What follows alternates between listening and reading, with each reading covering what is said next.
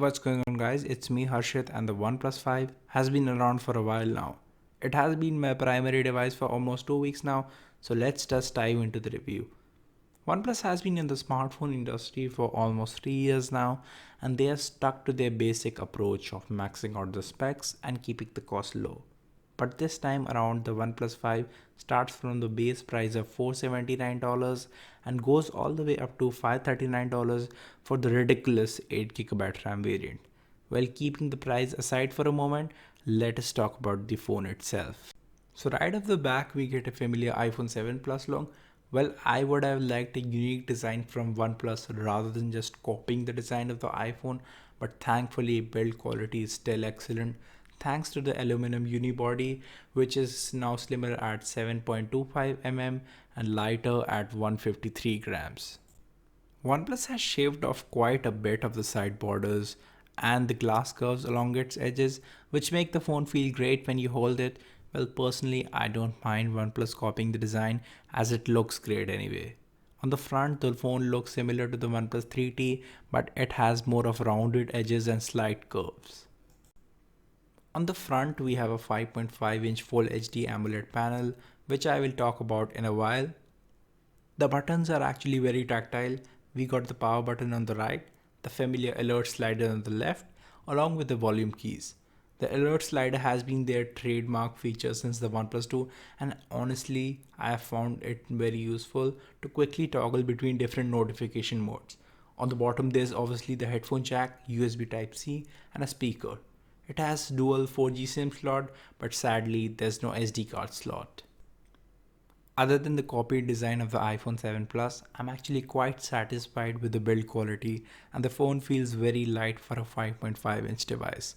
Now talking about the display, it's a 1080p AMOLED panel, no Quad HD display this time too, but honestly speaking, the 1080p display is also quite crisp and good. It won't make a difference to the untrained eye as the display is very good, but one thing I'm not happy about is that under direct sunlight the display looks washed out, and this tends to be even more when you have the dark theme turned on. But this is probably the best 1080p display I've ever used. Another thing to mention is that it uses Gorilla Glass 5 and comes with a screen protector preloaded, which is awesome. Since the debut of the OnePlus phones, performance has not been an issue as they use the latest and the greatest hardware.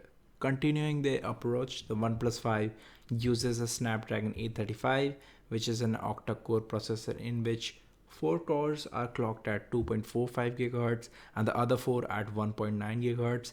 As far as the GPU is concerned, it's an Adreno 540 GPU.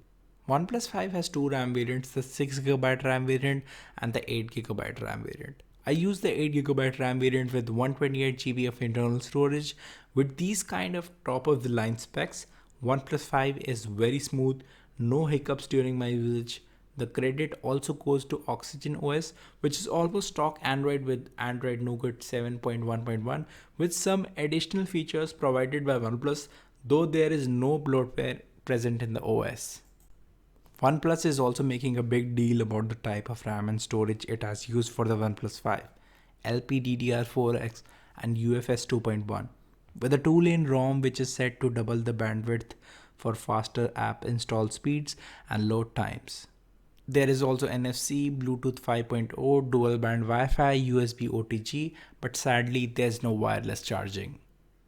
With all these great specs, the OnePlus 5 is awesome for gaming and media playback. I don't game a lot, but I played Asphalt 5 and some other games, and there were no heating issues or dropped frames. There is no app door button and you have to simply swipe up to reveal it just like the Google Pixel. Swiping right takes you to a shelf which lets you customize widgets for weather, set reminders, see your recent apps, and monitor cellular data and storage use. But do note that this can be disabled easily. With all these awesome specs and software, how's the battery life of the OnePlus 5? First of all, it's a 3300 mAh battery which can last you up to a day, but battery life hasn't been much of an issue for me as dash charging is probably the most useful feature of this phone. The bundled 20-watt charger is awesome. Even if I drain out the battery by end of the day, Dash charging is a super cool feature. Now, finally, talking about the much hyped up dual camera. The primary camera is a 16 megapixel sensor with a large f1.7 aperture and electronic stabilization. The lack of OIS is a big disappointment as the OnePlus 3T had it. The second sensor has a 32 focal length, 20 megapixel resolution, and an aperture of f2.6, but lacks electronic image stabilization.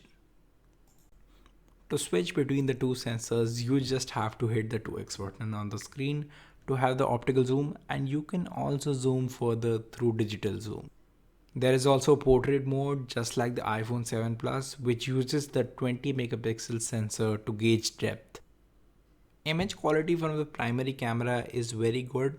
Landscapes and macro shots are very nicely detailed with accurate colors and textures. There is also a pro mode which lets you change things like white balance, ISO, manual focus, except changing the aperture. There's also a live histogram while shooting in pro mode. You can also shoot raw files through this camera. Video quality is very good and a choice of resolution ranges from 720p to 4K, which is limited only to 10 minutes, and also 1080p 60 fps is also available.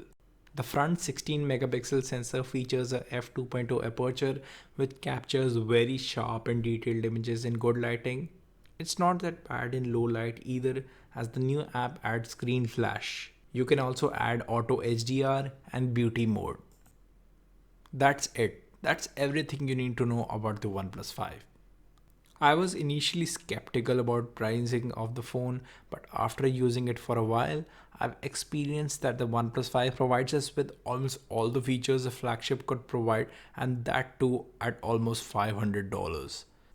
If you would like a separate camera review of this phone, then leave it in the comment section down below, or I will just leave a poll for you to decide. Feel free to rate and share this video, and I will talk to you guys in the next one.